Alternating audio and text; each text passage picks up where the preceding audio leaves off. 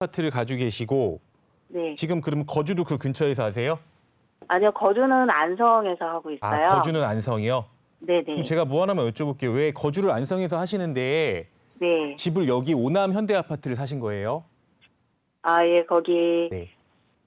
소개받고서 네. 그쪽에 매수하게 됐어요. 아, 그러면은 투자를 하면 괜찮을 것 같다. 네네. 네네. 투자로서 갭투자로. 괜찮다. 네네. 이렇게 누가 이제 그래서 매수를 하신 거예요? 네. 정확하게 언제 사신 거예요? 19년도 6월이요. 아, 2019년도 6월.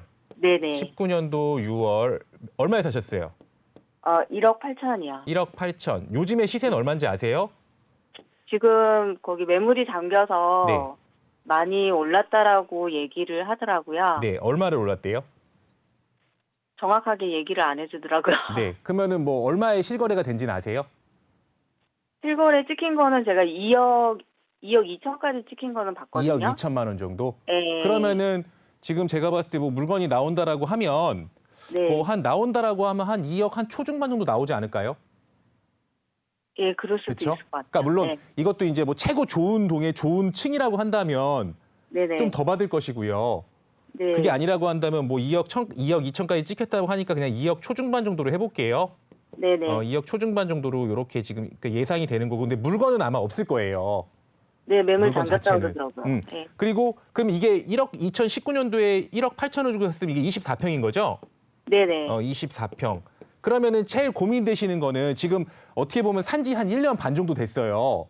네네. 근데 이제 여기 제일 고민되시는 거는 뭐 보유를 해야 되는지, 예. 뭐 매도를 해야 되는지. 네네. 지금 이제 네. 전세 사시는 분이 연장하겠다고 해서 네. 2년 연장은 들어간 상태예요. 네. 이제 하려고 하고 있는데 네. 이제 주변 호재가 좀 있으니까 네. 그런 거를 보고서 네. 그 이후에 이제 매도를 할 건지 아니면 그냥 네. 그게 별 가격 영향이 없다 하면 네. 그냥 전세를 낀 상태에서 매도를 할 건지. 네. 예. 전세를 그러면은 그러면 전세 만기가 언제예요? 7월이요. 올 7월. 2021년 7월이요? 그때 그러니까 딱 네. 매수하시면서 전세를 놓은 건가 보네요. 네네. 그러면은 아까 얘기한 대로 연장을 하게 되면 23년 7월까지고요. 그렇죠. 23년 7월. 네. 그러면은 어쨌든 요번에 이제 연장하기로는 합의하셨다는 거죠? 예예. 근데 이제 이런 것 같아요. 이제 여기에 지금 여기가 오남지구잖아요. 네네. 여기가 일단 큰 틀에서 조금 얘기를 좀 드리면 여기가 이제 오남지구고 여기 위에가 이제 진접이에요. 네. 이제 진접이고 이제 진접지구라 그래서 여기는 약간 오남지구랑은 틀리게 이렇게 좀 신도시로 깨끗하게 만들어진 데죠. 네네. 근데 이제 여기 오남지구하고 진접지구가 네. 요즘에 굉장히 금액이 조금 올라가려고 하고 있어요. 네. 왜 올라가려고 했냐면 네. 여기 진접 2지구에 여기 2지구가 이제 택지로 이제 신도시로 들어오잖아요. 네네. 여기에 보면은 아직 이름이 정확하게 정해지진 않았지만 여기에 9호선을 연결해 준다 그랬어요. 네네. 그러니까 여기 이제 그 진접지구 2지구 내에 생기는 역에다가 9호선을 연장을 하고 네네. 거기다가 그러니까 4호선이 들어오는데 거기서 이제 9호선을 거기다 연장을 하고 네. 또 별내에 있는 거를 그 8호선을 그 4호선하고 연결한다고 했어요. 네네. 그러면서 어떻게 보니까 교통적인 여건이 지금보다 훨씬 좋아지는 거잖아요. 네네. 제가 좀 전에도 얘기했는데 교통적인 여건이 좋아진다라고 하면 아무래도 가격적인 영향에선 분명히 반드시 플러스 될 수밖에 없어요. 네네. 근데 여기서 한 가지 조금 기억을 하셔야 되는 게 뭐냐면 네. 이렇게 지금 호재들이 그러니까 교통적인 호재인 거죠. 호재들이 붙으면서 금액들이 올라갔는데 제 생각으로는 네. 우리 아파트는 그 오름폭이 굉장히 적었을 거예요. 네, 답답하게. 우리 아파트는. 그 이유에 대해서 제가 설명을 좀 드릴게요. 왜 그런 거냐면 네. 여기 일단 진접하고 오남은 제가 그 방송 상담을 하면서 많이 상담을 했던 곳인데요. 네. 일단 기본적으로 너무 거리가 멀어요.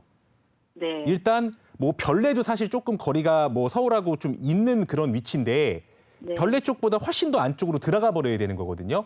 네네. 그러니까 사실 물리적인 위치 자체는 앞으로 좋아지는 걸 떠나서 현재의 위치 자체는 사실 조금 멀어요. 네네. 그러면 앞으로 볼게요. 현재의 위치가 다른 곳보다 남양주에서 많은 신도시들 중에서 거리가 머니까 사실 금액이 낮겠죠.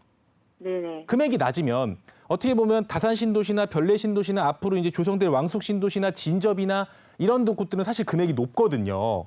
네. 그러다 보니까 금액이 조금 더 부담되는 이런 수요층들은 금액이 교통적인 호재에 있는 곳을 쫓아서 아무래도 네. 유입될 수 있는 확률이 커요. 투자자들도 들어가고.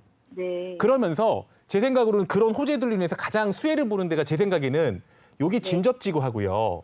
네. 차라리 진접 2지구하고요. 네. 그리고 오남지구에서는 차라리 우리 아파트는 아니에요. 네. 우리 아파트는 아니고 여기 양지 이편한 세상들 있죠. 네네. 양지 이편한 세상하고 여기 밑에 푸르지오하고 조금 우리 아파트보다 연식이 조금 덜 된 것들. 네네. 그리고 대단지이고 예. 그리고 평수가 30평대인 것들. 네. 이런 것들 위주로 금액이 훨씬 더 많이 올랐을 거예요.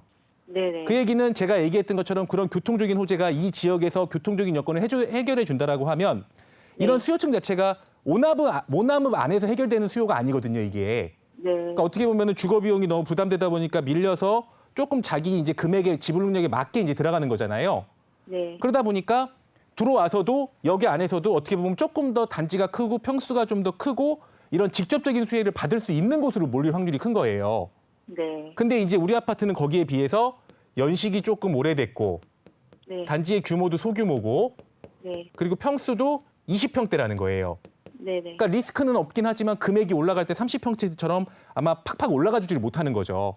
네. 그래서 아마 제가 전화 끊고 아마 확인해 보시면 분명히 여기 양지 이편한 세상이 있죠. 네. 요거랑 우리 아파트랑 금액 올라간 거 한번 비교해 보세요. 같은 기간임에도 불구하고 양지 이편한 세상이 훨씬 많이 올랐을 거예요. 네. 자체가. 그거는 어디까지나 이런 수혜를 받긴 하겠지만 아무래도 그 안에서 우리 아파트는 연식이나 이런 규모나 평수 때문에 금액 자체가 많이 못 올라가는 거예요. 그러면 지금 제가 얘기했던 9호선 연장이나 4호선 연장이나 이런 것들이 들어온다라고 해서 네. 갑자기 금액이 올라가기엔 좀 부담되는 거죠. 그래서 제가 봤을 때는 이 네. 진접지구하고 오남지구가 금액이 올라간 이유는 네. 그런 교통적인 호재에 더해진 거긴 한데요. 네. 사실 금액이 낮았기 때문에 올라간 게 많아요. 그러니까 금액 자체가 전체적으로 다른 남양주에 비해서도 금액이 낮잖아요. 네. 그 금액이 낮은 이유는 거리가 멀어서였고요. 네. 거기에 교통적인 호재가 보태지니까 그런 수혜를 받는 조금 단지가 크고 연식이 덜 되고 이런 아파트 위주로 네. 금액이 더 많이 올라가고 그거에 따라서 우리 아파트 같은 거는 채워 올라간 거거든요. 네. 그러니까 제 생각으로는 근데 이제 이 호재를 적용한 9호선 들어오는 게 언제 들어올지 몰라요, 사실. 그러니까 네. 개통이 언제 될지 모른다고요. 그렇죠. 개통. 그러니까 들어온다라고는 했지만 그거는 계획인 거고 사실 개통까지는 10년이 걸릴지도 모르거든요. 네. 그러니까 사실 그것만 보고 있기에는 조금 부담이 될 것 같아요, 제 생각으로는. 네. 그러니까 여기를 정리하면 만약에 네. 단기간에 차라리 여기 진접지구나 이런 데 가지고 계셨다라고 하면 네. 조금 더 가지고 계셨어도 됐었어요. 네. 이거는. 근데 이제 만약에 지금 안성에 살고 여기 투자로 놓고 했다라고 하면 제가 봤을 때는 금액 자체가 투자금 자체가 많이 안 들어갔을 것 같거든요. 네네. 그렇죠. 금액 뭐 투자 많이 안 들어가셨죠, 투자금. 네. 그러다 보니까 만약에 이것 때문에 다른 세금적인 게 걸리는 게 없다라고 하면 네. 일단 조금 더 보유를 한번 해보세요. 근데 올라가는 폭은 네. 금액이 낮았기 때문에 올라가는 거지 여기가 절대로 막 교통이 너무너무 좋아져서 올라가는 건 아니에요. 네. 그걸 알고 계셔야 되고 일단 네. 이것 때문에 다른 집이 걸리지 않는다라고 하면 네. 일단 연장할 때까지는 가지고 계시고 지금 어차피 7월인다라고 하면 네. 주인이 바뀌어도 입주 못 해요. 네. 그렇죠? 주인이 지금 바뀐다라고 해도 6개월이 넘어갔기 때문에 그 입주 못 하거든요. 네. 그러니까 이거는 그냥 팔거나 아니면 23년 7월까지 가야 되는 물건이 돼 버린 거예요. 그러면 23년 7월쯤에 네. 매도를 해도 네.